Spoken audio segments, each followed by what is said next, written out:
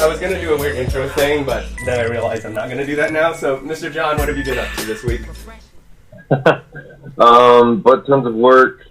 Then the Eagle Pass, that was kind of cool.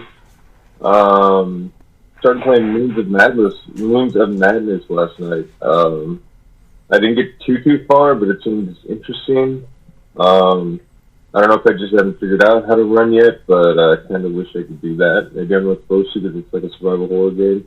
Oh, okay. The jump scares seem nice and, spaced out. But I haven't got far enough to say anything really about it.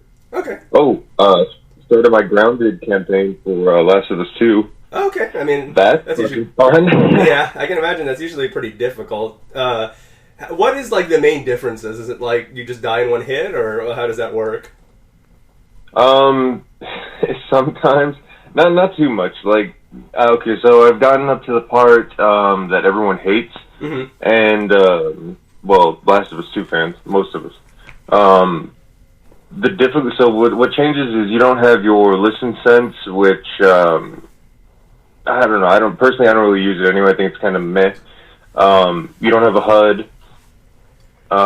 Your inventory is significantly reduced. That's another thing. It's grounded, right? Mm-hmm. And I have 11 bullets for my gun already, and I'm like, this seems a little too easy going. Like, I get the feeling that Grounded on Last of Us 2 is going to be a lot less frustrating than Grounded on Part 1 is going to be. Mm-hmm. Sometimes some enemies can one-hit kill you. Like, sometimes a clicker will just come out of nowhere and start swinging, and there's, like, nothing you can do. You can't dodge or anything. Mm-hmm. But yeah, that's it. It's just much more, like, going through Grounded on Part 1, the subtitle should be 24 Hours of Frustration, because it's like I think Part 1 you can beat in 20 hours, and then it took me 27 and a half hours to get it. So 7 and a half hours of frustration, just dying. Like, what the fuck? Well, that works, though. What was I going to say? Anything else for you? No, that's it. Yeah. All right, Mr. Josh? Yeah, I don't think I really did too much, honestly. Play a little bit more Deadly Premonition 2. Didn't really get that far, though. Watched some animes and YouTubes, and that's kind of it. Mallory? I haven't played too many video games lately. I did get to play Mario Party last night with my nephew because he's about to go back to school. Mm-hmm. So one of our things is that the weekend that I'm before, me and him and like our family will just play a bunch of games together. Mm-hmm. So he was playing Animal Crossing, and he was making me watch him, plus Mario Maker. And yeah, we just kind of hung out and played video games all yesterday. Mm-hmm. And then throughout the week, just been working on projects, work. Nothing too interesting. Okay. Same here, pretty much. I don't really have much, just watching a bunch of wrestling. I haven't really played. I didn't even realize my Switch was dead, which is usually uncommon of me, because I'm constantly having to charge it because I'm killing it all the time. Not because it has bad battery life, it's not a PS4 controller, but because of the fact that I use it so much normally. So I'm charging that up. I did want to play video games during my vacation, but I just haven't, and I guess you can't really force yourself to, because I think that's the worst conditions to play video games under, because you don't really enjoy it if you're forcing yourself to play it, especially because a lot of the games I play require some sort of paying attention, whether it's because of the story or the game mechanics or whatever. I am thinking about picking up the Samurai Jack game because it ended up being good. I was very surprised about that. The fact that it's a game about an established franchise usually already means it's going to be bad, because how many great games are there based on Terminator or based on fucking whatever? Maybe one each, maybe, depending on how far back you dig. And because of that, I was really wary. And then they announced the $40 price tag, and then I was wary again because I was just like, that's a bit fair of a price. So are you doing that because it's not going to have that much content? But it came out, I think that the dude at IGN, I forgot his name, but he did a pretty good review, and the thing that stuck with me that I like what he said, the way he described it, is it's like a remaster, because it's graphically very nice for the current generation. It looks like a nice remaster of a competent, great, classic PS2 game. So it harkens back to that style of slashing and everything. He made a very good point where he's like, every game that comes out now, he didn't list these examples, but I'm going to list the examples, which is going to be like, you have your Neos, your fucking Star Wars Fallen Order, whatever the fuck it's called, and stuff, where all action-adventure games now have to be Dark Souls for some fucking reason. It's just a bunch of tumbling and fucking defending and you get killed in one hit and everything, whereas this one, you can get hit like 20 times and it doesn't matter because you have a life meter and enemies drop health, so it doesn't really fucking matter. And he talked about how in a world where everything's just Dark Souls, it's nice to see something kind of from back in the day where you can actually survive more than one hit. But overall, it does look nice. He said you can get it's like an 8 to 10 hour campaign. And so I'm pretty excited. I mean, I might pick it up. It is $40, so I mean, it's not the cheapest game, but it's not bad. Topics later on is going to kind of be why I'm hesitant. Normally I would have just been like, I bought it already, but I'll explain later why not. But that's on part of the docket, so we're not going to go there. And yeah, that's pretty much it. Modern wrestling's still bad, and you're bad if you like it. And that's it. I'm going to do I did a whole explanation of fucking why. But I do want to eventually do a fucking video essay explaining why. Because you always have that thing where I will... And this is the problem. I've done videos before where I objectively explain something and people just go, you're wrong, and I'm just like, did you watch the video? But I do want to do a whole video essay explaining like why it's actually bad, like not like it's an opinion, like why it has gotten worse on a factual level since the heydays of the Attitude Era and WWF, etc., etc. But of course, that's going to take a lot of thought gathering and organization because I'm not going to be one of those like political YouTubers who don't do any homework and they're just saying stuff and you're like, where did you hear that? And it just goes on and on and on and on. So in a sense, I don't want to do a bad video. But yeah, that's pretty much it, I think. Other than that, no, that's it. Yeah, I've just literally been watching wrestling because I just haven't cared to do anything else because everything else is boring right now. And of course, you can't go out and all that good stuff. But, not working's good, and there's that. Where can everybody find your stuff, Mr. Josh? Twitch, Twitter, Instagram, @Joshiro Joestar, YouTube, ShiroPlay5. Mallory? You can find me on Instagram at awesome_Mally. Johnny Boy? IG_EvilDeadGuy. There you go. And you can find all my stuff at ZD Rocker at all the places, SlimAsianEntertainment.com and DisconnectedCast.com. All right. First thing up in the news, Epic Games claims that Apple has threatened them with catastrophic response if they don't comply to Apple's terms in the next 2 weeks. Again, Epic is breaching their contract, so I don't see how they're spinning this into a we're the heroes thing, because they have a contract and they're violating it, and that's why Apple's getting mad, because you're violating a contract. The fact that they're just like, they're acting, the way they phrase everything, they use a lot of propaganda speech, they're comparing it to 1984, their experience and everything and stuff like that. What do they call it? Fortnite 1984 or something like that is what they're calling it now. And it's just one of those things where it's just like, you guys are literally acting like you're an oppressed minority group. You're a multi-billion-dollar company, Epic Games, Tencent subsidiary. You're not struggling. You're not struggling at all. Even if Apple is making a few million off your billions, what the fuck does it matter? You're still billionaires. Like, it doesn't make any sense. So the fact that they're phrasing it that way, the fact that they're acting like Apple got aggressively shitty to them when they're the ones who pulled the trigger first, because for those of you who missed the last episode, essentially, Epic decided they just don't want to pay they still want to be on the Apple App Store and Google Play Store, but they don't want to give them 30% anymore, which makes no sense because even the smallest developers have to pay the 30% fee. So if an indie developer is paying 30% of their revenue, they're maybe $100,000 a year, maybe, off their indie game, why the fuck would Epic get a pass to make millions of dollars more? But that's it. It's just the whole turning the situation, the fact that Tim Sweeney is acting like they're this fucking, the fact that they said that it's, they're doing this for the, consumer and for the common developer. It's just like, shut the fuck up. You guys are trying to do this whole fucking bullshit political propaganda as if you're not part of the problem. In fact, one of the things we're going to talk about is they've snatched up yet another exclusive on PC, forcing people to use the fucking Epic Store client yet again. So that's just one of those things where you can't be doing that while you're being like, everyone's being bad on the internet. Let's steal this. You can't do that. That doesn't work that way. And that's my whole problem, is just Epic Games. Again, the good thing is the average person doesn't seem to be buying into the propaganda. It's not like when Blizzard did shitty stuff.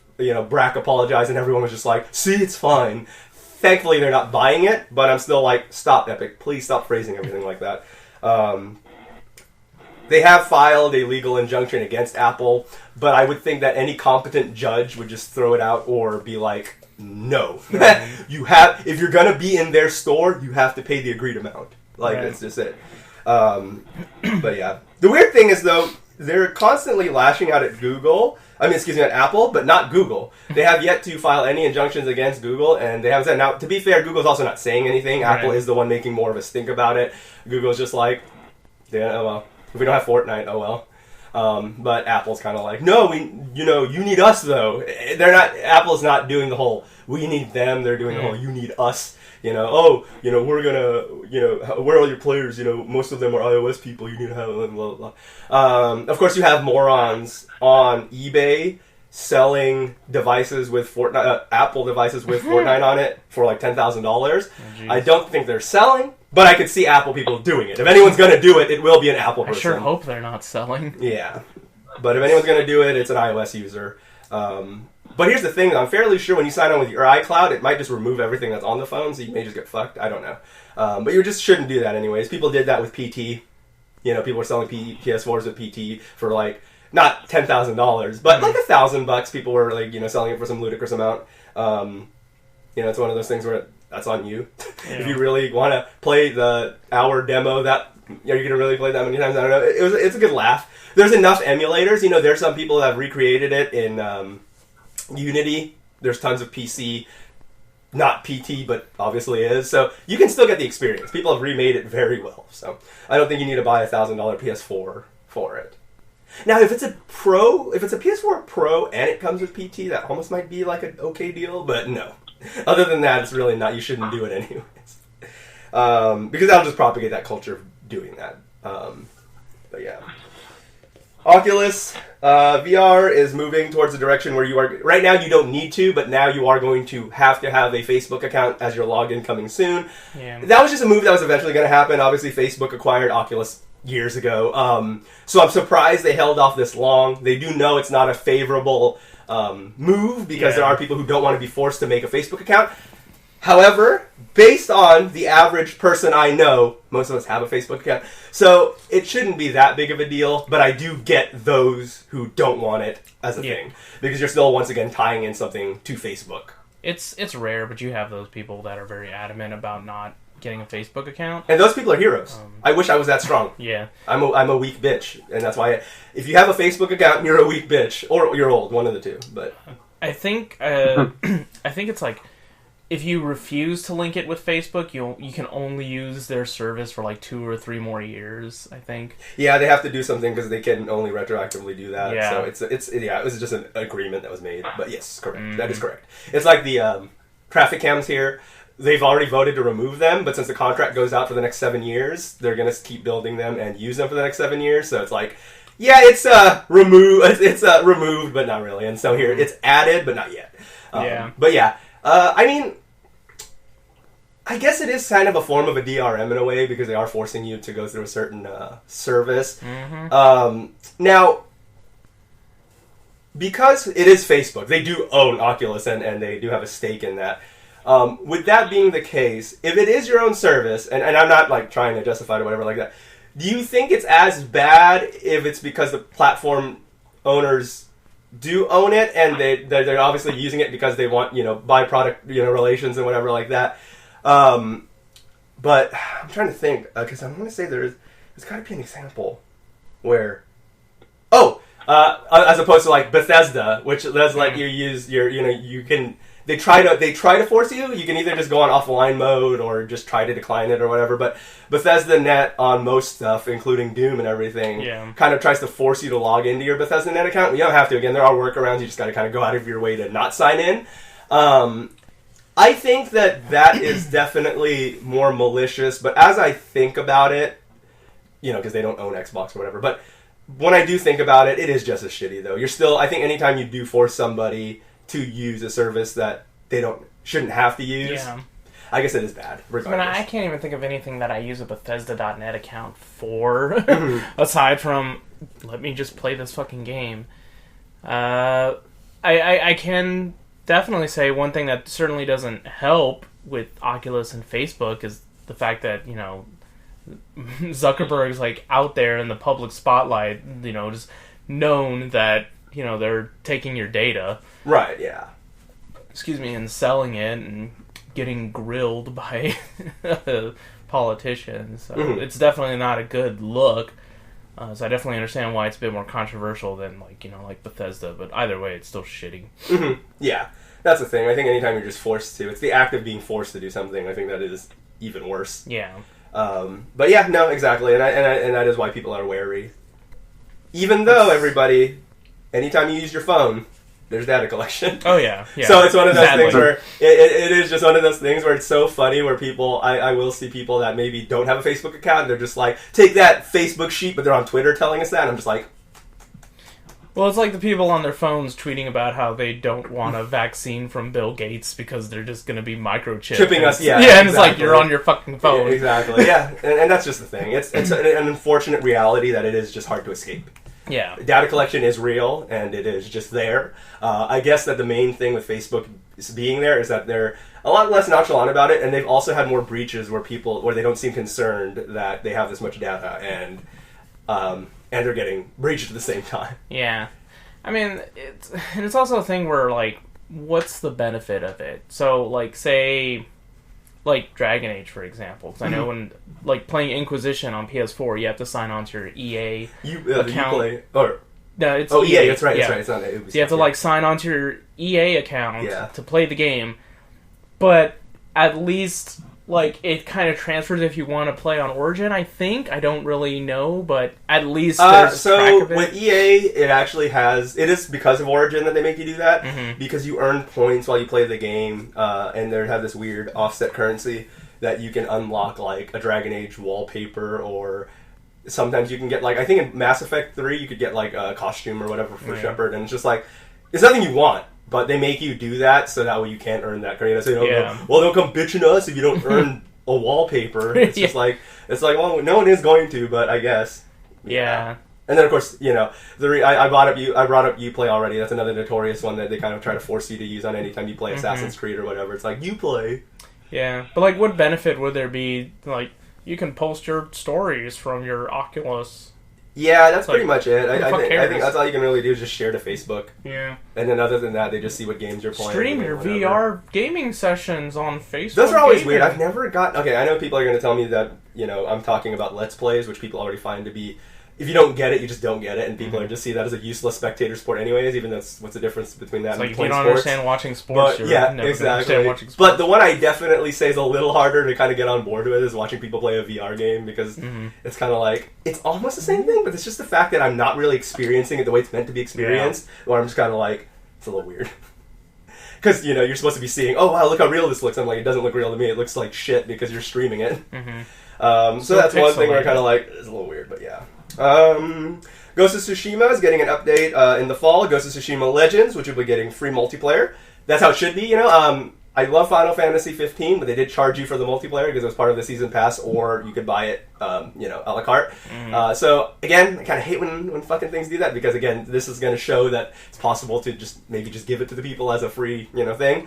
But fuck that. Better Game is getting co-op. Untitled Goose Game is on September 23rd is going to be getting co-op, so time to bust that game out again. I think that Untitled Goose Game, with new puzzles and everything and reworked versions of the levels, can really work as co-op, because there were some things that would have been much easier to do with two of you, especially when it comes to baiting people around the map or whatever. But that was a really good game, though, and I'm glad that they're still going to give it a free update to kind of get people back into it. I know I'm probably going to play on it for sure, so whoever has that, I'm definitely down to at least try some of those maps and try to beat the game with somebody else, because, again, they are going to put new spins on it and new stuff, so that's also going to be a free update, so that's good.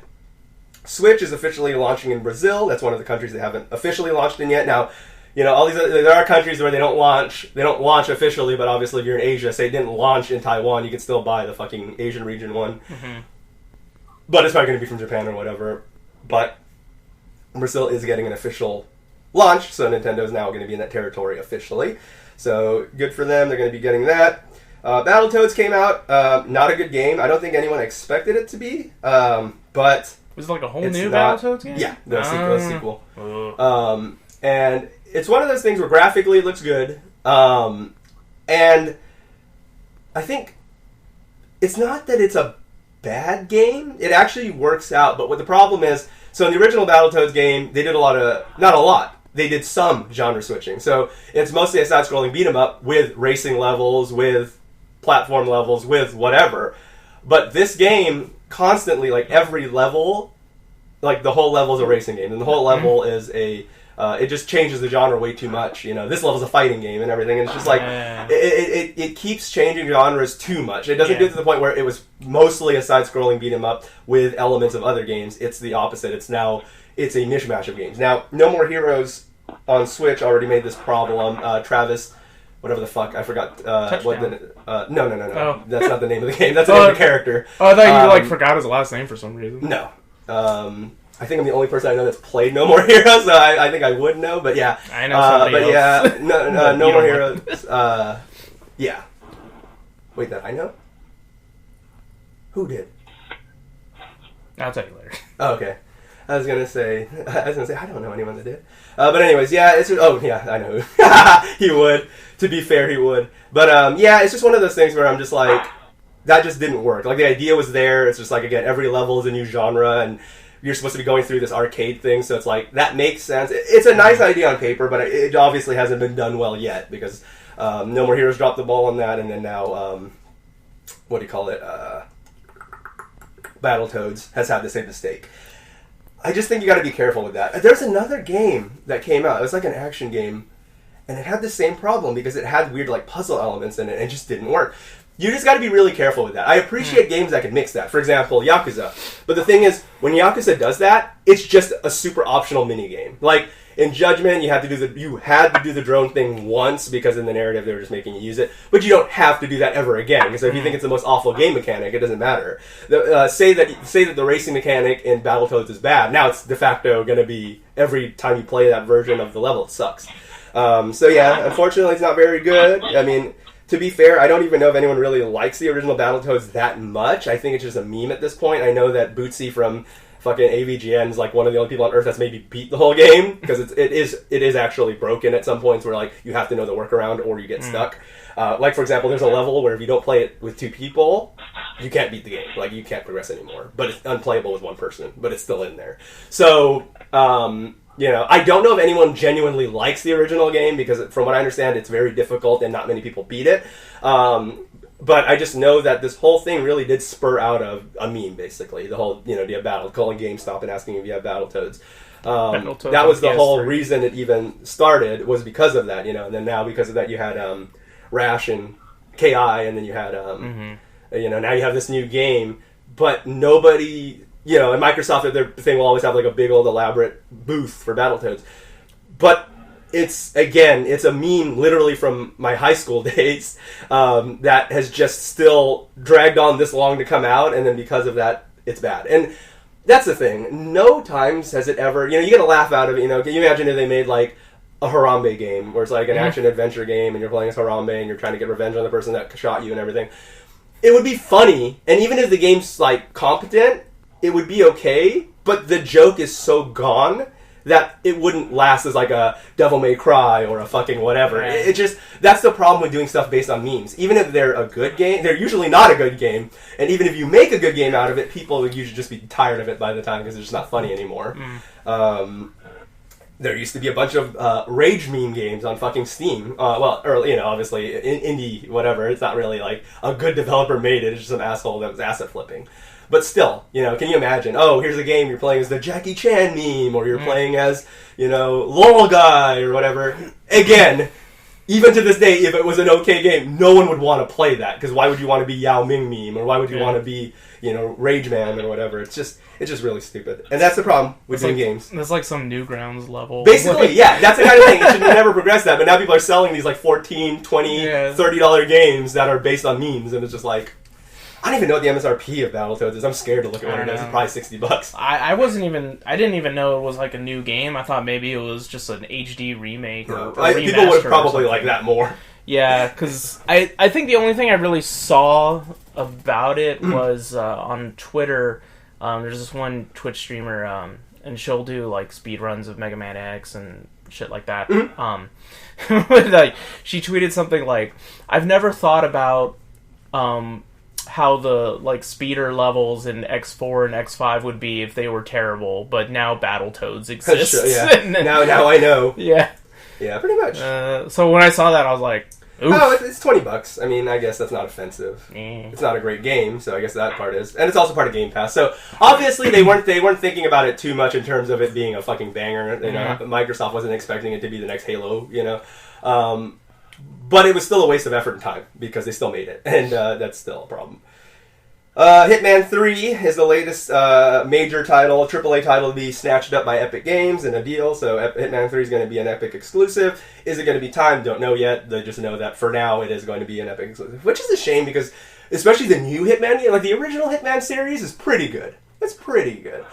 Absolution and everything, all that stuff, really damn good. And then the later series, it was the one that came out as a season, which is, I have a problem with the way they do that because when you do, this is I hated this with Telltale games, I hated this with Life is Strange, and I hated this with Hitman, the current series Hitman Season 1, is when they do this in seasons. I play the level, and I gotta fucking wait 4 months for the next level to come out. What the fuck? Like, I bought this game already so I can play it. I paid $60 now so I can play it.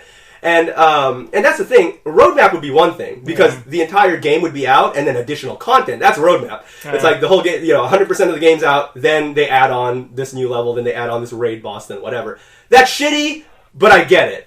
But when you do it where it's just episodic and you're only going to play episode 1 now, you're not beating the whole game. You're beating an hour of the game. Then you got to wait for the next hour to come out. Then the next hour to come out. Then the next hour to come out over the course of 2 years.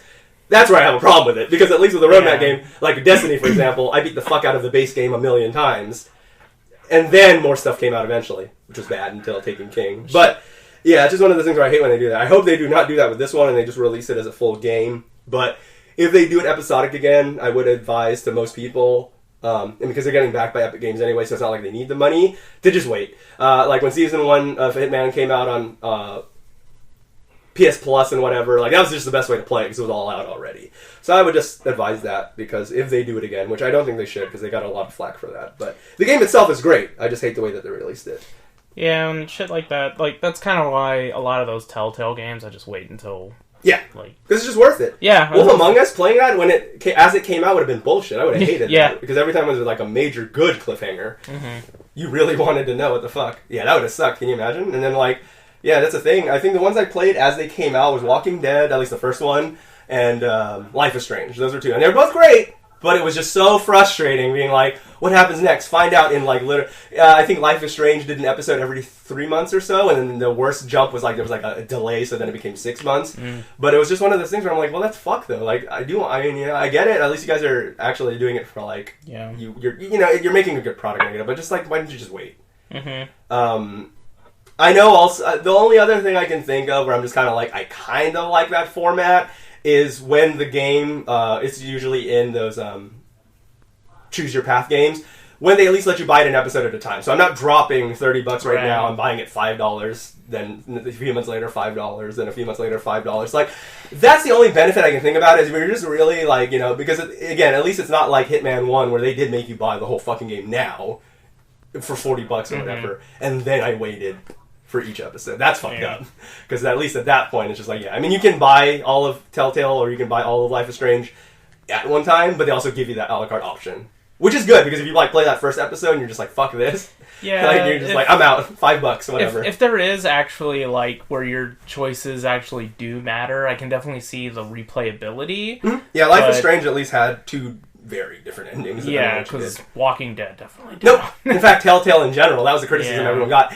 That was when the smoke and mirrors went away. It gives you the illusion of having a And everyone choice. loved it at first, until they made 12 of them a year, and then everyone was like, hold on, it doesn't matter! Yeah, that's the thing. I remember that was the appeal of the first Walking Dead. I was like, I'm making a difference. And then as you go through, you're like, no, I'm not. Yeah. Because no matter if I save Bill or Jane, it doesn't matter, because Bill or Jane are going to die in the next scene anyway, so who gives a shit? And it's just one of those things where, and it's a shame, because some classic characters coming out of that, like Lee is cool.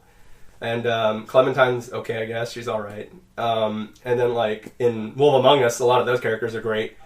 But again, by the time I got to Wolf Among Us, and then definitely anything past that, like the Batman one, it was one of them. There's a really good Batman one, and then there's like an okay one. The one where he's like on the side of a building and stuff like that, the art, like that one's pretty cool. There's the one that Matt and Wooly actually got a line in there from one of their things. I know I think I have the first one that they made. No, it's just like Batman, Telltale Batman, right? Yeah. Just like, that's it. It's just the Batman logo on a white thing. Yeah. Yeah, that's the first one. I just haven't gotten around to playing There it was yet. something they said in that Wooly and Matt said in that LP that made it into as a meme in the line in the next game. So Oh, wow. it was kind of funny that ended up happening. Yeah, a lot of devs are actually fans of at least like, for example, the Hat in Time developers were fans of Pat, and they watch his Yakuza playthrough. That's why they made a whole Yakuza-themed DLC for Hat in Time. Stuff like that. It's kind of interesting being an influencer like that. I'm sure Wooly's been in a few things. I just can't think off the top of my head. I mean, other than Skull look at Games. a lot of fighting games Yeah, now. exactly. So it's just one of those things where like I feel like Wooly's definitely has that presence. And then Matt, surprisingly, despite having the low sub count versus the other two, Matt definitely gets his lines and stuff used a lot and stuff because he's just funny. But yeah, what was I going to say? Yeah, right. Whatever we were saying is good or bad. I forgot already. Well, oh yeah, episodic stuff. Yeah, stop doing it now. That's a 2010 to 2015 meme. We're done with that. Like, stop doing it that way. Just release your whole game, or just don't release. I don't fucking care. It's just if it's gonna be good, don't make us wait like that. That's just That's just a beta test phase of doing stuff. Telltale's dead, so that method should be dead. Or they're not really dead though. I mean, we talked about that on the podcast like literally over a year ago. But they're reviving some stuff. They are going to be doing a few Marvel ones still, and they're going to be doing whatever. And it's Telltale, but it's not really Telltale because they didn't really rehire anybody. Yeah. So I'm not really, again, I'm wary. If it's good, it's good. Don't do the episodic thing. Maybe I'll consider playing it, and then we'll see. Nintendo had an Indie Direct this past week, and to be honest, who's cooking in the background? Somebody doing a meme over there? No? No one wishes to come forward. No one making the noises coming forward. Alright, enough. That's just going to make the whole thing awkward now. But, I prefer these, like, Nintendo Directs are cool, because you're going to say, the next Zelda, the new DLC for Hyrule Warriors, or whatever the fuck. But I really do enjoy these indie ones, and there were quite a few titles that caught my eye this time. A few existing ones that I liked, and then some new ones I never heard of. Supergiant Games Hades is coming to Switch, which is one of those things that I always wondered if it was going to. They made Bastion, Transistor, stuff like that, so they're known for amazing visuals and awesome music. Yeah. And Hades is no exception, although it is met with a bit more mixed reception than some of the other games. But it is a pretty good one, and what I found out is the reason it's only coming to Switch now is because it's been in early access the last few years, so now they only want to release it on Switch when it's a finished product, not when it's going to be some bullshit potential failure. So that's going to be coming out. It's a dungeon crawling roguelike, which takes place in, old mythology. You're this, like, young Hades, and you're trying to get out of the underworld, and your shenanigans along the way. And since it is a roguelike, you do make a lot of progress, where you're going to be playing that same level over and over again. But you do get your abilities and stuff like that you build up to make the game a little more easier as you go along, like any other roguelike. But the cool thing is, if you have plunged in, hundreds of hours on PC, they are having cross-saves, like many games on Switch has cross-saves, like Divinity Original Sin 2, and stuff like that. And I think it's great that Switch is a very big proponent of that, because, if you have dumped in tons of time on Pillars of Eternity, Divinity, or games like Hades, which are tons and tons of hours, you might want to have the option. Maybe you want to start fresh on Switch, but at least you get the option to move your saves over, because PS4 and Xbox still aren't really doing that. Xbox is kind of, with like their first-party titles. PlayStation's like, how do you do that? And Switch is just doing it for like every port that comes out, basically. So I do like the fact that they do that. I think it's smart, because... I think PlayStation only figured it out how to do it with their Vita. Oh God, that's what like happens. nobody uses that anymore. Yeah, exactly. PlayStation's so busy trying to translate hieroglyphs that they're not learning Spanish or something useful. They're just like, let me read Latin. And it's just like, that's Sony. Yeah. And they're just like, we can code in Latin. Everybody's like, why? It is weird when a lot of these developers always seem to have blinders on. Yeah. Like, really weird blinders. Yeah, just very selective. Yeah. Like, when Xbox One was just like, let's not have any games. Like, it's just weird when they didn't make decisions like that. Mm-hmm. It's just really weird. Spiritfarer is really cool. Had an anime trailer at first, but then they did show some actual gameplay. That one's a very interesting one. So you have your main homeland, and you're gonna build and farm stuff like that because you will need items and ingredients later. However, your main thing is there's different animals and creatures and stuff like that that are getting ready to their time on this world is running out. So you actually take them on your ship, and you got to take them to the next life and stuff like that. And so it's kind of item management as well as very story based, and then trying to figure out how to get everyone successfully to where they're supposed to go. So very beautiful looking game, awesome concept. Always like stuff where I can't really compare it to anything else exactly. So good stuff. Very curious for that. And those are two ones that I knew about already. One that I didn't hear about before is one called Garden Story.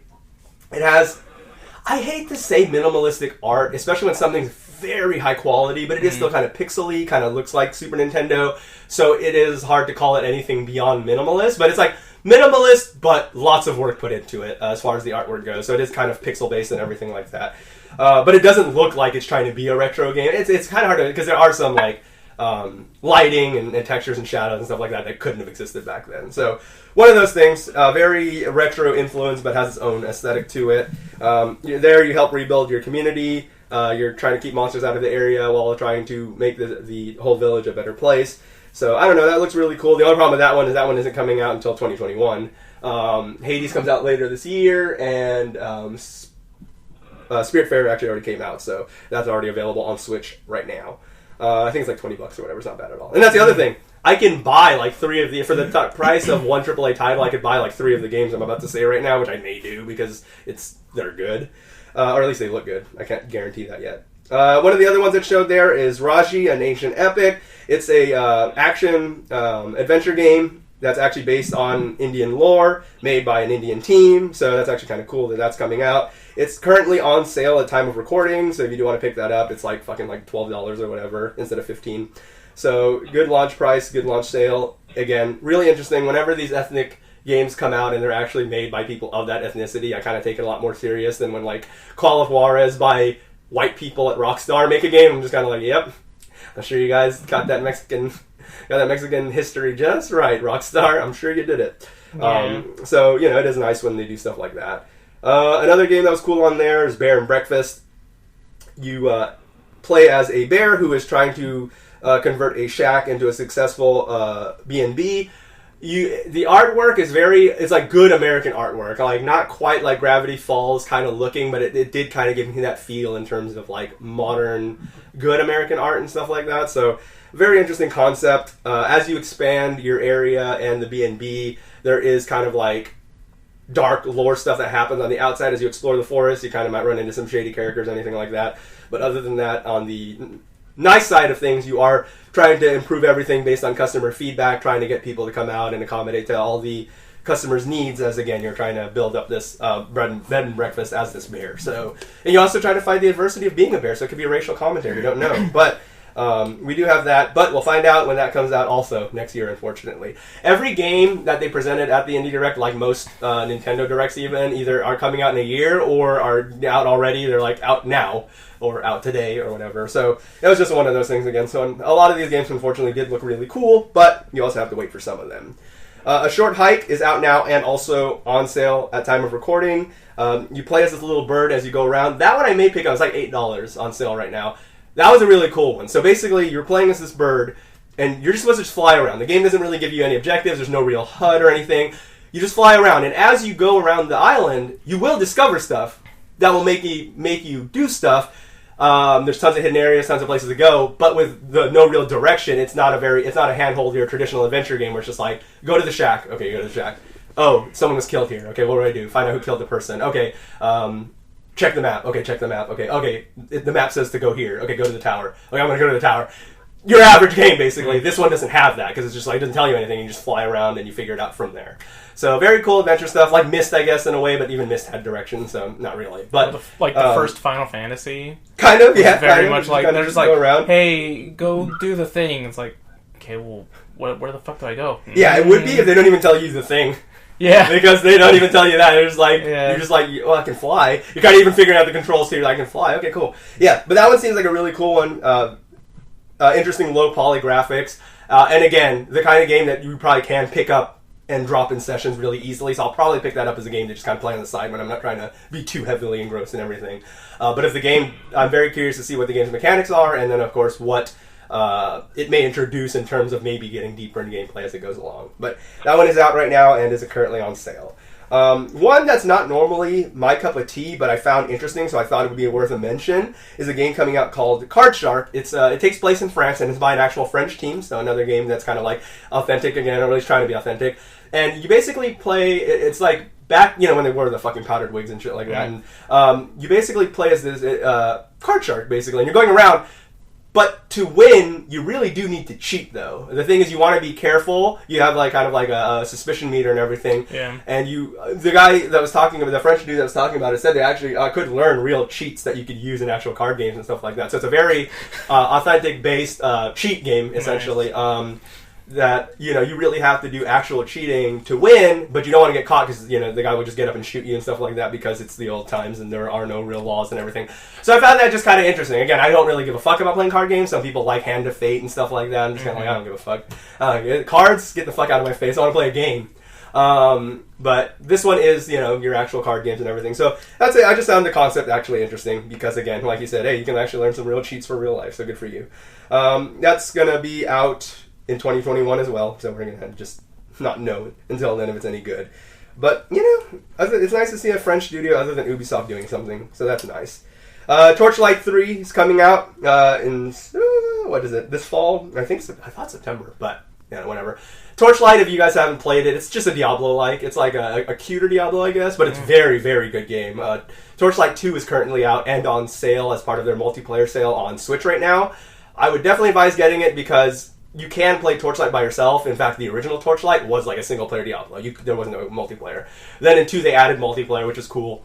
Some stuff they're adding in this one is the ability to build your own fort and kind of like showcase your loot and show off to people that may play in your game, which is really cool. I think that the concept that's always nice. Elder Scrolls kind of made my dream come true in that sense, even though it's kind of expensive, like real money to do. But it is one of those things where when my brother and I were younger, we would always think about, and if they made a multiplayer Oblivion or a multiplayer Morrowind, one of the cool things would be like, how do you have your house set up? You can let people come into your house. So I do like the fact that they do that. I think Final Fantasy XIV has a housing as well. Yeah. So yeah, just stuff like that. I think that is such a cool concept. And so I'm glad that Torchlight is bringing it in because it's not an MMO, but it's in a smaller scale. But it would be cool if your friend's playing with you. You can show the homie the crib and be like, oh, look, I got this rare loot here, blah, blah. It is a loot gathering based game like Diablo, so of course you're going to want to show off your shit. So I think it's cool that they have that. They're bringing back pets as well, which were introduced in Torchlight 2. They're you can teach them little tricks and spells and stuff like that to help you out through combat. They're not usually a deal breaker, but they're still something that's useful to have to take out little mobs or anything that's not important. So it's still really cute aesthetically. Switch is getting some exclusive one. Looks ugly, who gives a shit? But there's that. But yeah, Torchlight 3 coming out this fall. Good stuff. It's the kind of game I definitely would want more people to play because it's not like an underground game, but still not one that deserves more exposure. Yeah. Because Diablo is very popular, and to me, I'm just like, hey, if you like Diablo, how the fuck have you not played this game? It's like much better than 3, so might as well play a good one. I remember we played 2 for like a very short while. Yeah. Very. Short. Sadly, I don't remember too much of it. Yeah, it was a lot of fun though. So yeah, definitely worth picking it up. Like again, it's on sale as a time recording, so worth picking up. And then the final game that I found interesting, there were other ones. I felt like some of the indie games kind of got like shafted. I don't know why, because all of these got like the ones that they major showcased had like a word from the developer and then exclusive clips and all that stuff. And then at the end, they were just like, "Oh, here's some other shit coming out," and they just showed like 30-second clips of a bunch of other games. And I'm like, "Why did they? That's fucked up. Why the fuck didn't they get any exposure?" Some of those look cool. They may not have been as cool, but they looked all right. But the last game is Evergate. You play as this character named Key. You're just this little dude. And another one, everyone's obsession with the afterlife. You're kind of exploring, and there's ghosts and shit. Very cute artwork and, puzzle platform. Good stuff. Also on sale right now and out on Switch already. So, you got your fair share of stuff coming out here, and then you got everything else coming out already. So there's that. Enmas, publisher of Terra, is shutting down, which means Terra Online is finally coming down after, like, a while. Terra Online is... I definitely played it, like, 10 years ago, and it was already going on before that, so it's been a long time.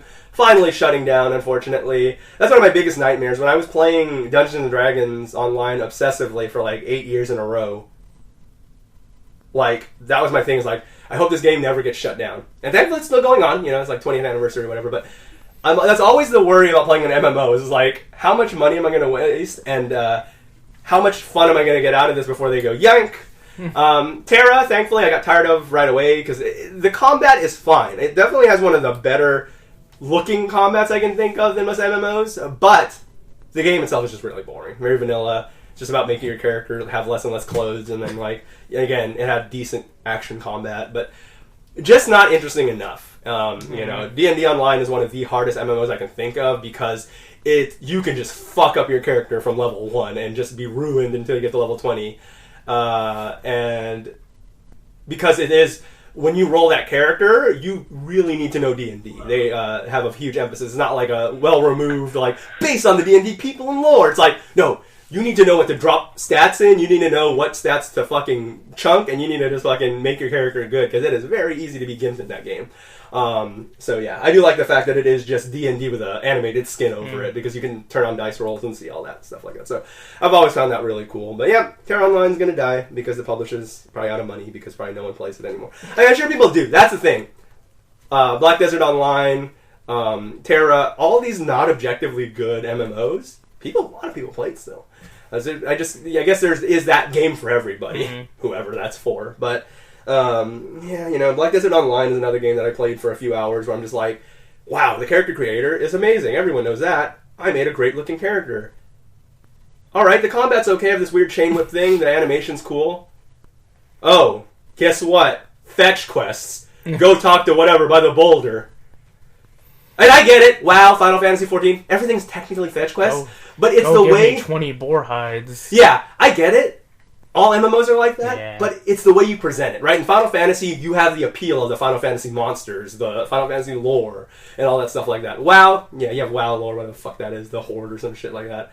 And then D&D, obviously, like fucking the rich D&D fucking lore of all the, the fucking elves and the fucking, the weird tentacle eye monster beholders and shit like that. And you get all that.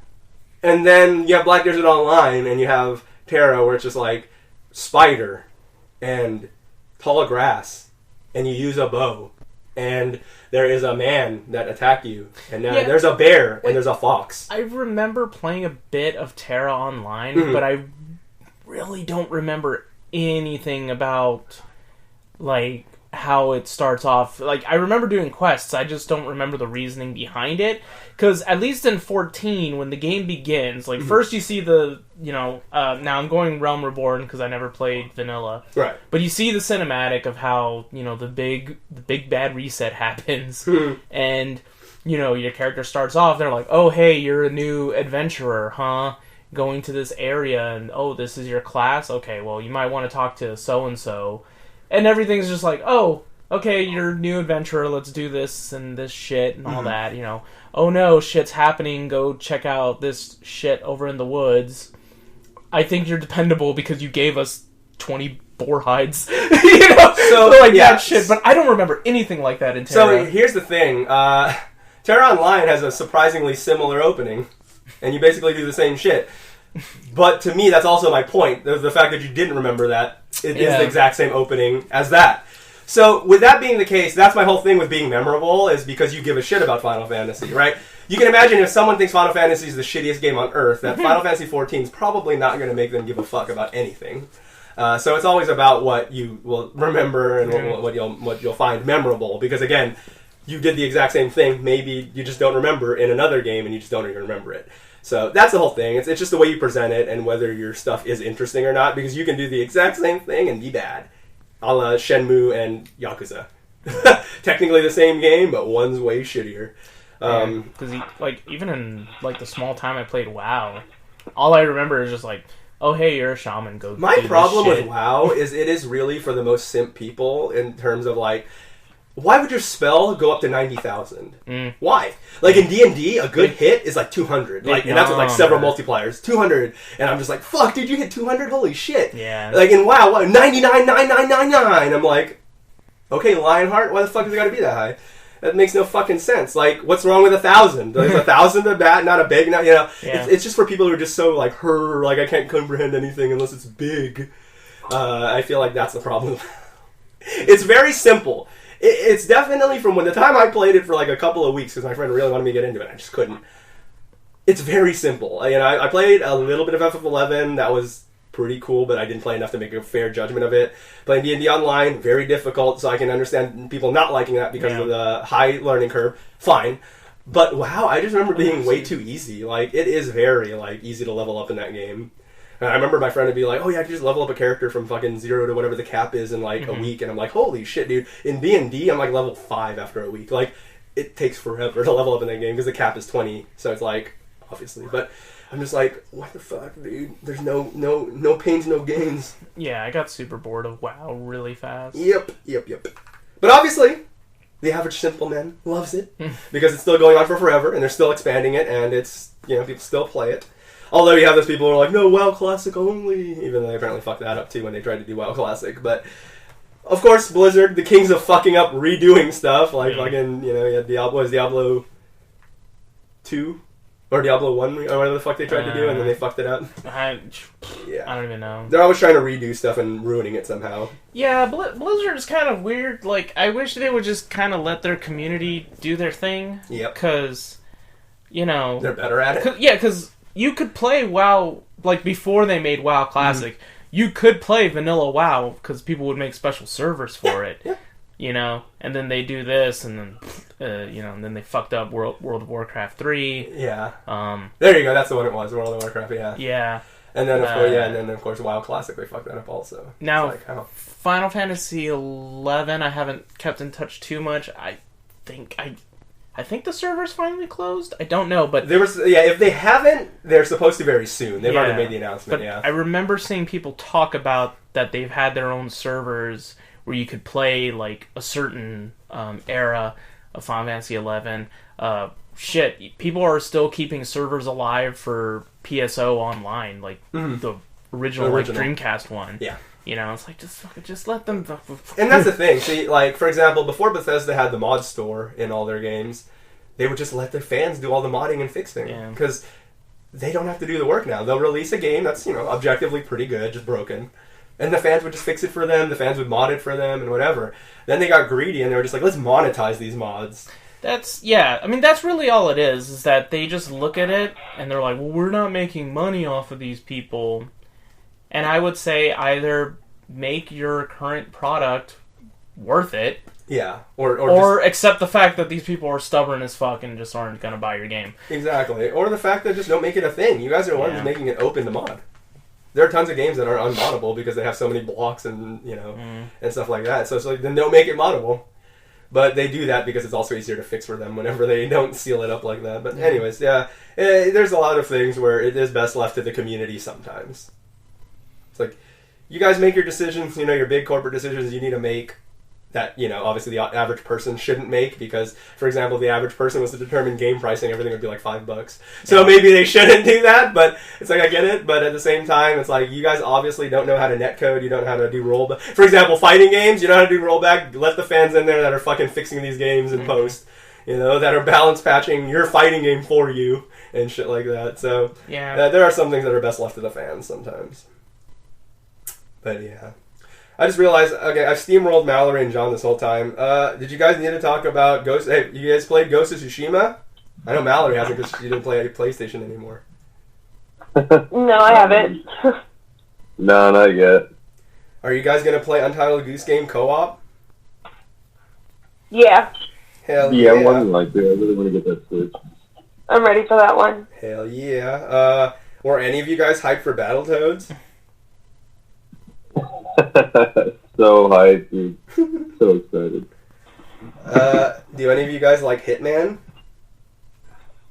Yeah, I played a little bit of Absolution. It was pretty good. Pretty good, right? Pretty good. I like that one. Going back to what you guys were saying about the episodic content, adding my 2 cents. Yeah, I think it's dumb the way they would release it like that. He's essentially paying, what, like $40 for about 5 or 6 hours of content? Basically. It doesn't matter how great the game is. And it was to a franchise that used a similar playstyle that they've always used that never did that before. Can you imagine if when Halo Infinite drops out, it's going to be 3 episodes and it's going to come out over the span of 3 years? And, it's it just... has to be that way. Yeah, it's just one of those things where it's just like, your game's never done that before, why? I don't approve of it anyways, like Telltale, that's always been a thing, but I still don't approve of it. But to me, it's like, you took a game that's never done that before, that has like 4 existing games, and then you were like, let's do this, and shred it. Yeah, that stuff's weird. I don't know why they do that. Right, so neither of you guys watched the Direct, right? No, never seen it. I'll probably link it in the Discord and post, because as I was watching it, I was just like, yeah, this is honestly, we should have watched this, but it was already too late by then, so I didn't want to make you guys watch a bunch of shit at the last second. But it is a good one to worth watching, because again, some of those games are on sale right now on Switch, so I would, if you find any of this interesting, I would pick those up, if possible. But yeah. Alrighty. And then you were talking about a really cute Diablo-like. Torchlight. What is the name of that? Torchlight. Torchlight. Yeah. Right now they have Torchlight 2 on sale on Switch. If you end up picking that up, let me know, because I definitely want to play that game again. It's good. Okay. Because it sounded cute when you were talking about it. Yeah, definitely worth I looking love up Diablo, the trailer. so. Yeah, exactly. If you like Diablo with a lighter And aesthetic. I can't play Diablo, so.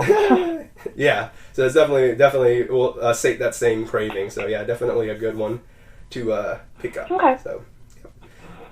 A thought I had. This isn't really news, but a thought I had was it's amazing how in 2020, with everything that's just kind of happened, not even the whole COVID thing, because that's a thing to talk about, but with gaming and news and stuff like that, right? With all this stuff with Epic and Apple. And, all this other, Ubisoft, everyone being a sex predator at Ubisoft and everything like that. It really makes you wonder that we live in a world where when I made the review for Borderlands 3, that I wouldn't think that Gearbox is one of the most noble companies right now. Are they noble? No, they're about as noble as fucking, Mao Zedong. But it's one of those things where I'm just like, at least they're still supporting their game in a very fair way, right? Like, the cosmetics and the currency and stuff like that in Borderlands 3, you don't feel pressured to buy it, because there's a huge chance that in this looter-shooter, you will pick up that piece you need, or want. So that it's not even really anything. That's just for impatient people with fucking money to waste. They've been regularly updating it. They have their... it's a roadmap, season pass stuff, but I mean, that's always going to be a Borderlands thing. But the DLC's been rolling, it's been coming out, the game works and has been good from day one, and the monetization never seems required. I just would have thought that Gearbox would be the most competent gaming developer of the AAA industry at the moment, while everyone else is just fucking it up left and right. I just wouldn't have thought, so you know what? I apologize to them. I'm still not raising my score more than a 7 out of 10, but I am going to say that they are actually doing a very good job with Borderlands 3, despite Borderlands 3 still not, everyone still agrees, not the best one. Humor's very bad. Not that it didn't age well. Borderlands 2 is just written better. I still think Jim Sterling's joke when he was playing, in his Borderlands 3 look, when he's playing it, and he goes, no, this was the beginning of a podcast episode when they talked about Borderlands 3. He goes, see, and he goes, sorry guys, I'm a Borderlands 3 voice actor. And it's funny because it's absolutely true. It's just a bunch of people making weird noises and trying to be funny, like, Claptrap's always like, ow, ow, ow, ow. And then, like, there's another guy who gets burned and he's like, ho, ho, ho, ho, ho. And I'm just like, it's really bad. And I'm just like, Jim, nailed it on the head. That's exactly how fucking every Borderlands voice actor goes. But yeah, I don't know. The writing's bad. The game itself is fine. I had fun going through it. You get your car, you can customize it and everything, blah, blah, blah. There's lots of guns, tons of guns. It's got fair difficulty. Like, the first boss kicked my ass pretty bad, so, it's good stuff. But the writing's just bad. I just wasn't as interested. Is Borderlands 2 writing good? No. It was just better than 3. It's just, it's brash humor, just, because a lot of people were just like, oh, did it age well? And it's like when they're, just like, maybe just grew up. And I go, nah, like, I still get at least an immature chuckle out of 2. Yeah. 3, I'm just, for God's sake, Pickle Rick rolls out of the bottom of the car if you stay on the menu for too long. That's the kind of humor that is in fucking Borderlands. Oh my God. Yeah. Yeah, Borderlands 2, just... hindsight just seems like such memes like, I've got a horse named Buttsdown. Exactly. And it's just like, it's stupid, but okay, right? Yeah. But here was just like Pickle Rick's literally in the game, and then on top of that, I remember being like, it's like a dad was writing a comedy movie for his son. It's what it felt like. It's just out-of-date memes. It's just a lot of out-of-date memes. A lot of that was primarily it. Poop humor. And stuff like that. It's just not... Very low-hanging fruit. Exactly. So that's my biggest problem with it. But who would have think? Again, still, they're the most... ever since Randy Pitchford shut the fuck up for the most part, the company's treated the game very well. So... kudos to them. I wish more devs would do that, I mean, Ghost of Tsushima 5 Games, obviously, they're doing that free multiplayer update. There's some people making some good calls. I just wish I was reading a lot less shitty news and more things being impressed with these AAA companies doing more. Right. So, Fall Guys Season 2 has been teased with a mini trailer. It's being tested right now. And it will be revealed during Gamescom. Fall Guys doing very well. That's a game I've been meaning to get on with you guys sometime. But obviously it's very good. I hate the comparison to Fortnite, because the only real comparison I feel is the fact that you get eliminated as it go along and you're just trying to survive. Yeah. But to me, the gameplay and everything else is nothing like Fortnite, so I just hate that comparison. If every game where you get eliminated is fucking that, there's some Mario Party modes that are now Fortnite. So yeah. But anyways, I'm excited. Season 2 should be good. That's the main thing. I don't know. Did you guys play Fall Guys? I still haven't gotten around to playing it. Negative. I don't think I know what that game is. I need to explain it to you, John, because right now it's the free game on PlayStation Plus, so everyone needs to pick that up if possible before it gets to $20. Okay. But yeah, it's just one of those things where it's like, it's just a lot of genuine fun. My main thing is unless you get really fucked up in the rotation, you will see every map and play every mode in about an hour, which isn't atrocious. It's just, it does make you kind of hope there was more content to it. Because when you are playing with friends, think about it with Overwatch, right? It's not like they had a ton of maps, right? But when you're playing with friends or having fun, the game is fun, even though you are going to the same 5 maps over and over and over and over, and going to El Dorado over and over again. So it is one of those things where it's not an inherently bad thing, but there is something to be said still when you do start to realize, I am going to play this game a lot, so I better like these games a lot. So yeah, it's a bunch of different mini games and everything, and you're basically, you and your team are trying to basically be the last man standing, which is why that Fortnite thing kind of just came as a comparison. Because when I first heard about it at the beginning of the month, right about the week before it dropped, it's because my friend asked me if I'm getting Fall Guys, and I said, what the fuck is that? And he told me, it's like Fortnite. I go, I'm probably not going to get it. Right. So then I you see it and you're like, this is like nothing. Like yeah, then I saw the trailer, and then before I was just like, oh, it's free, I might as well download it, even if it sucks. And I was just like, wait, this is awesome. Mm-hmm. And it is. It's a fun game. So yeah, it's a great party game. Great party game. Even though a majority of your people are going to be online and not in a party, in a house with you. But, whatever. But it's a good stuff, and I'm glad to hear that they're going to support it very well. Devolver's the publisher. I don't know who the developer is, but Devolver is the publisher, and Devolver is great indie quality, so I'm happy that they have a fucking unexpected grand slam like this. Now, a lot of it probably helped by giving it away for free in the first thing, but a lot of people bought it on PC also, because they're like, fuck console, but I don't want to be left out of the loop, so I'll pay $20 to play it instead of playing it for free on PlayStation. So yeah, but I'm glad that even though they didn't see it coming, that Devolver got this attention, because if anyone is going to be giving good attention to it, Devolver should know what to do. So I think they're going to be giving good support, because they see a cash cow and they see it, they're going to do it, because it's their first cash cow, because they're usually all indie shit. So good stuff. So I'm happy for them. Final thing, Ubisoft has announced, even though in most collector's editions they already do not come with the game, they have announced that for sure this upcoming generation, they will not even include physical games, which again, they don't really already, on collector's editions for Xbox One. They have yet to say if PlayStation's going to go the same route. I think they're kind of still talking it out. But that's the weird thing, though. I don't know what they mean by that, because most collector's editions, from what I recall for Assassin's Creed Origin, Odyssey, and Watch Dogs 2, didn't even come with the game. Most of the collector's editions just came with, like, RC car, and bag from the game, and whatever, and shades, and no game. It's like an $80 version that doesn't come with the game. So I'm fairly sure, I'm going to just have to fucking look back at it, but I'm fairly sure they already don't, so I don't know what they mean. I guess they're just solidifying that 100% for sure it won't, but yeah. Well, actually, they're teasing that it won't include physical games. Maybe it'll come with the digital one. That would already be more. Yeah, I was than gonna say, they're giving now. what if they make like Bethesda and they just give you like a cardboard disc? Yeah, with a cardboard code disc. on Yeah, it? yeah. God, that was so stupid. At it's that point, is it even like a collector's edition, or is it just merch for the game? And that's it. Yeah, exactly. When Ubisoft for Watch Dogs 2 and Assassin's Creed Origin, I don't know about Odyssey how many versions they did. They did 20 versions. They had 20 versions of Assassin's Creed Origin and 20 versions of Watch Dogs that existed.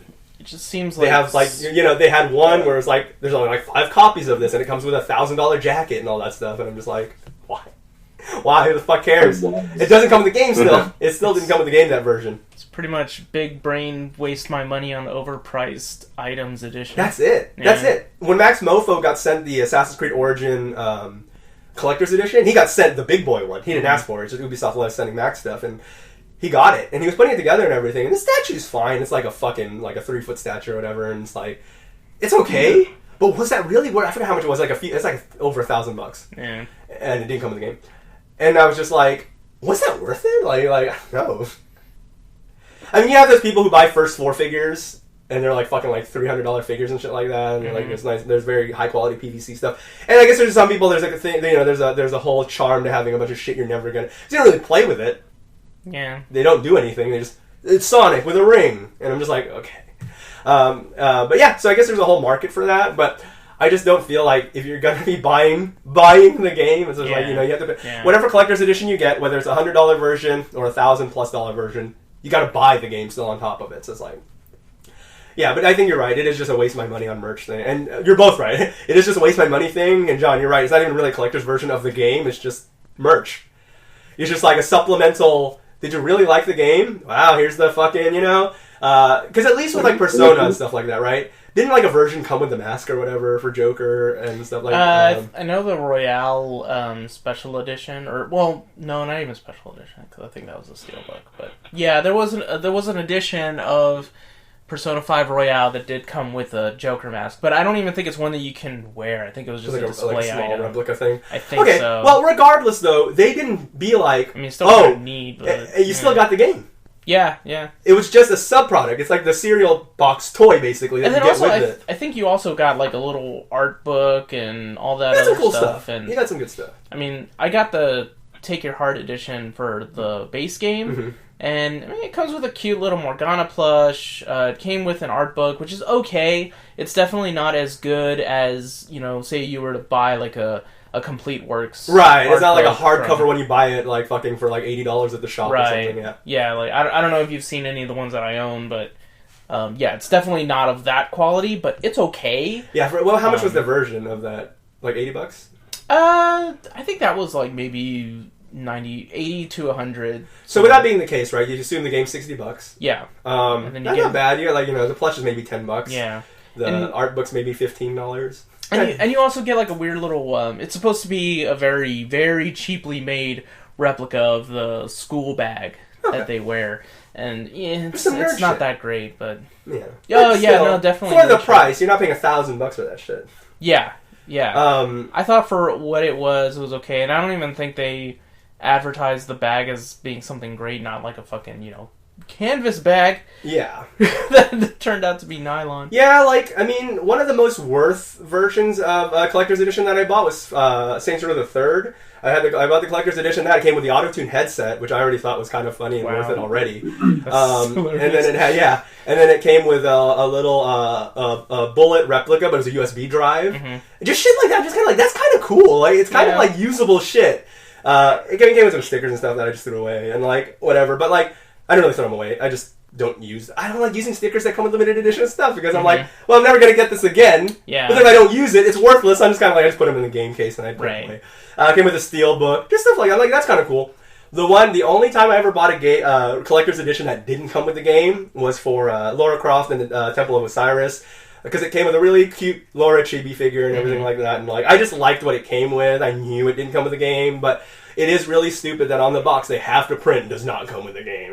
But they call it the Lara Croft Temple of Osiris Collector's Edition, and I'm just like, is it though? So I agree with you guys. I'm like, is it even an edition of the game? It's not. It's just plus merch. That's what they should call it. Like, you guys ready for the plus merch that's coming out for this game? Like, that's really what it should be called because that's all it is. It's not a collector's edition of the game. Yeah. Because if it doesn't come with the game, it's not a version of the game. Sometimes I Well, definitely mate, feel like... you think What's do up? you think steelbooks are going to go away? I hope not. They better not. To me, steelbooks I'll are one of fucking riot. to me, steelbooks are one of the few physical things that are worth getting still because most stuff is trash. To be fair, Oh, yeah. if we're No, looking at it from an objective point of view, even the stuff that Josh and I talked about that came with our stuff that we like is still trash technically. So remember but the when I steelbooks- actually started contemplating buying Beyond Two Souls because we saw the steelbook and it for it? looked pretty nice. Yeah, like... Yeah, I buy the Steelbooks- Detroit Become Human steelbook. Yeah, I just get the it's- David Cage steelbook collection. Steelbooks are a stupid way for me to like really want to get a game. Like, Yeah, I remember a mutual friend of our roommate. Mm-hmm. He and I, he was selling, or he was getting rid of some old PS4 games, Mm-hmm. and he had Overwatch in the steelbook. Oh, nice. So I was like, you know Oh, what? nice. I already own Overwatch on PS4 and PC. PC, but fuck it, that's a steelbook. I'll take that off your hands. Yeah, that's the Um, thing. It is really appealing. I have bought stuff, you know. Yeah. I feel like if it's a collector's edition, it has to be steelbook already. That already has to be one of the requirements. Steelbook. Yeah. Because it isn't.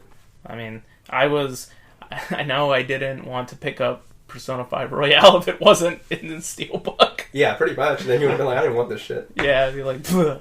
Yeah. But yeah. I hope not, John. But what I will say is, it's obviously going to be on a graph where as physical sales go down, it will eventually Yeah. probably cease to exist because, you know, if they're like, well, we print like 100 discs a year, what the fuck would we do a steelbook version of 100 discs? You know what? I'll buy this. I'll just buy the steelbook by itself. I don't Well, even that's the thing. care. There's a company that actually produces steelbooks for stuff that don't come with steelbooks, so you could. Yeah. You can get a steelbook from every game you fucking own if you have that much money to waste. I know I once went to their website Mm-hmm. because I was actually curious if they just sold them by themselves, but I don't recall ever finding it. But I just remember majority of the content on that site was where you can find these steelbooks at. So they'll be like, "Oh, we have this promotional line at like Best Buy." They or should just whatever, have so. a whole warehouse full of all the steelbooks that ever existed. They should. They should do that, and they should let you buy them. Yeah, just buy them. 'Cause I would don't wanna buy the gladly- game again. Yeah, I would In fact, gladly just buy I the buy steelbooks. digital games, but I would still buy steelbook versions of the digital games I own. I would. That'd be badass. Just know have a I whole would. shelf of empty ass cases, but they look cool, so fuck it. Who Shit, I cares? would just buy the steelbook if I already own the physical Dude. version. Just swap that shit, sell the plastic case on What's up, eBay. dude? I have that. Like, I'm all digital, but I have like a shelf and a half full of steelbooks from Hell yeah. my GameStop years. Good. That's Yeah. the way it should be. In fact, when you buy a digital version of the game at the PlayStation or Xbox store, it should say, for $10 more, ship me that fucking steelbook on top of buying the digital Please version. do. That should be an actual option. Digital version plus steelbook edition. Fuck yeah, give me that shit. I don't want a disc anyways. Do you Alright. remember your first steelbook? My first steelbook, I think, was Gears of War OG. That was a big boy. That thing was like fucking, because it had like a coin and a replica shade cog and Yeah. everything. It was like in this big ass thing, but it was a steelbook. So yeah, I think honestly that's my first. I think. I don't think I think mine's Halo 2. Halo 2. I didn't even know Halo 2 came Yeah. on one. It did. On launch? Or... Oh, wow. The original version. Yeah. Because there was a collector's Yeah, it's, edition with like the helmet and everything. It's actually, I don't know if Ooh. it's Steelbook the company, but it is the Steelbook. It It's is kind of the cheap, Steelbook to be company. honest, but Yeah. it's just the old Xbox design case with the big 2 embossed on it. Yeah. Okay. Yep. Looks pretty nice. Looks pretty nice. Yeah, I think mine was Final Fantasy 12. Okay. Yeah. Nice. That's a good one. Nice. Got that one right. Yep. Always keep it nearby. For some reason, that's like my Bible game. I always keep that with me. I think it's because I'm always Yeah. like preaching to people. This is the game, the Final Fantasy game you probably haven't played. Yeah, no fucker. lie. Like, my Final Fantasy 12 is...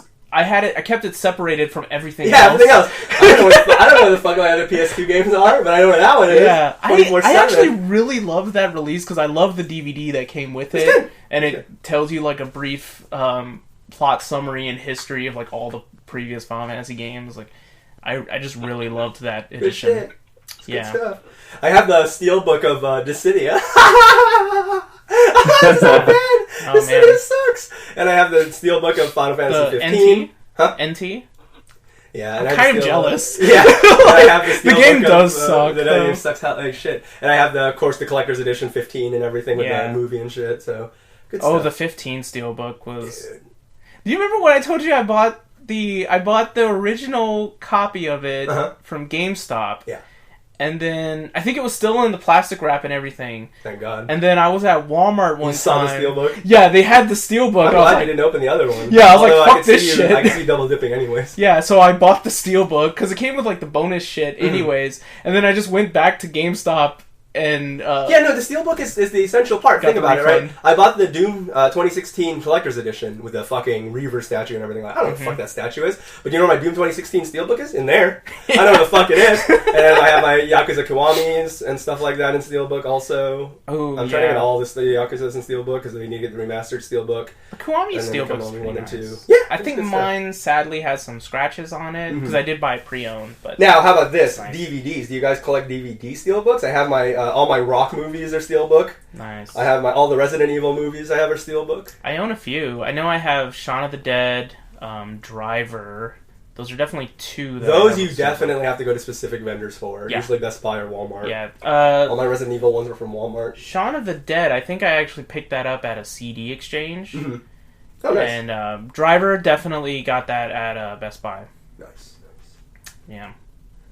I just have OG Iron Man on steelbook as far as movies go. At least you got Pretty something. good. What about you, Mal? Are you collecting steelbooks, or did you already leave because you don't care about steelbooks? I have one steelbook. It's for Kingdom Hearts 3. That's the only collector's edition type of thing I've ever bought. Okay. At least your first one came. But with yeah, I don't steelbook really have anything else. And the game. Huh? I said at least your very first collector's edition purchase came with the game and steelbook. Yeah. It also came with a like an art book and a pin.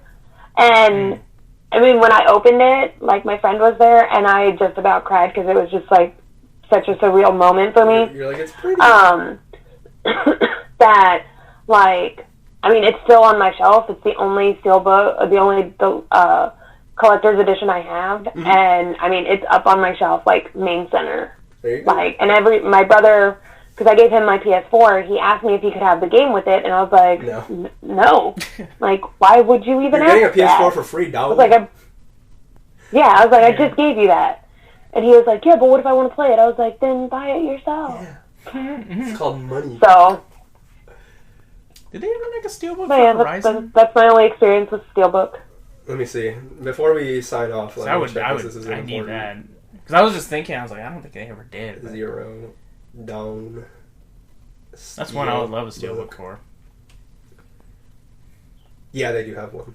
Ooh. I'll send that to you later. But that does exist. It looks like there's two variants, actually. I'll show you later. But anyways, other than that, this is the Steelbook Podcast. Thank you guys for joining, because that's what the last 20 minutes of conversation has been about. Until the next episode, we will catch you guys every Monday at 11 a.m. Central Standard Time. Until then, we will see you. What the fuck am I saying? See you later. All right, goodbye. Bye. Steelbook. Steelbook, yeah. Steelbook. Bye. Bye.